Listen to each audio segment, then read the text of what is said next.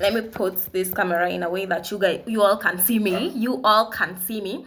Okay guys, this is video. I want to talk to those who are always asking on tips. Can you give me tips for driving, tips for flight anxiety, tips for dizziness, tips for heart palpitations, tips for headache? There are no tips for anything. I want to tell you to, okay, now go and do this to not have driving anxiety. Go and do this so that you don't have heart palpitations. Go and do this so that you don't have migraine.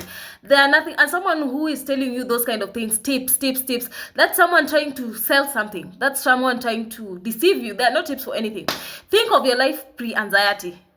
Did you have tips? Do you have to do something to live? Did you have to do something to overcome? I don't know what. Did you have to do any tip?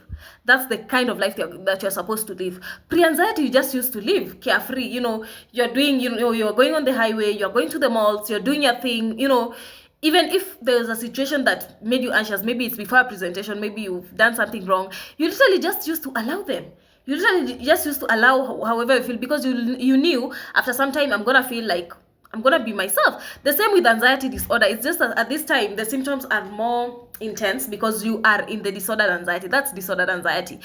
Your body has been so much overwhelmed with stress, then boom, you developed an anxiety disorder. You developed symptoms. Now you're worrying about symptoms. Maybe you had a panic attack first. Now other symptoms come later. So there are no tips for anything. This video is for those always asking for tips. Give me tips to do what this. Give me tips. There are no tips for anything. Think of your life pre-anxiety. Look at how the people around you are living. Your husband, your partner, your kids, your family. How are they living? They are literally living carefree. Do they have to depend on tips to do something? There are no tips to do anything.